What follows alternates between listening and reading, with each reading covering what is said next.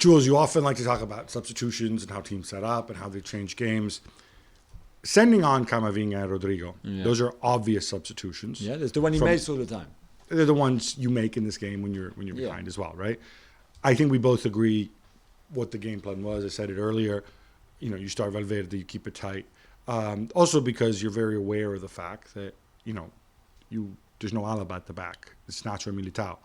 And I thought Nacho was heroic.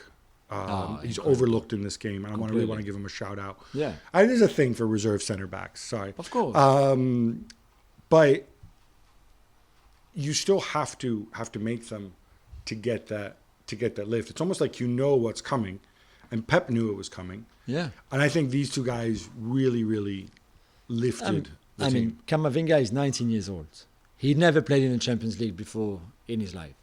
For him, as a super sub or as a French player is a bit too strong because he's more than a French player, but you get the idea.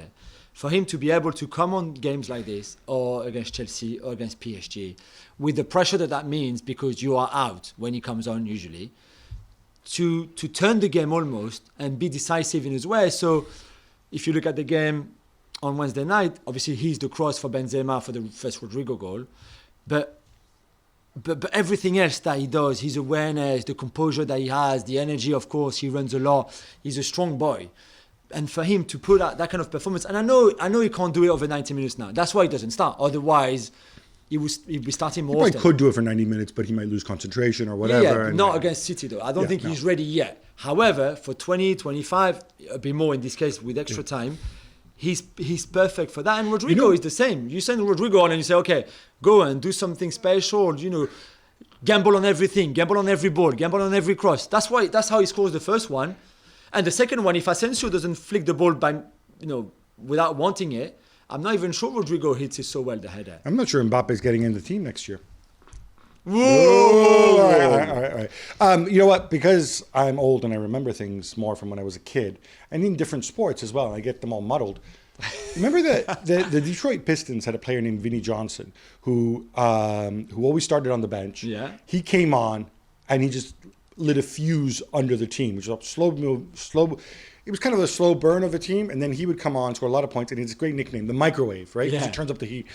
I think that's a bit like Camavinga. The other Camavinga point I want to make, I was watching on TV, the camera for some reason cut to the sidelines to Clarence Seedorf and Patrice Evra next to him.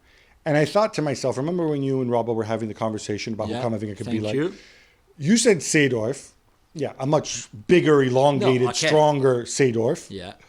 He said Kondogbia, which is an insult, but it's different types of. But yeah, crucial. I think if you're a Madrid player, you get really, really excited to say, we've got this guy for the next for 30 million euros, by the way, a bargain.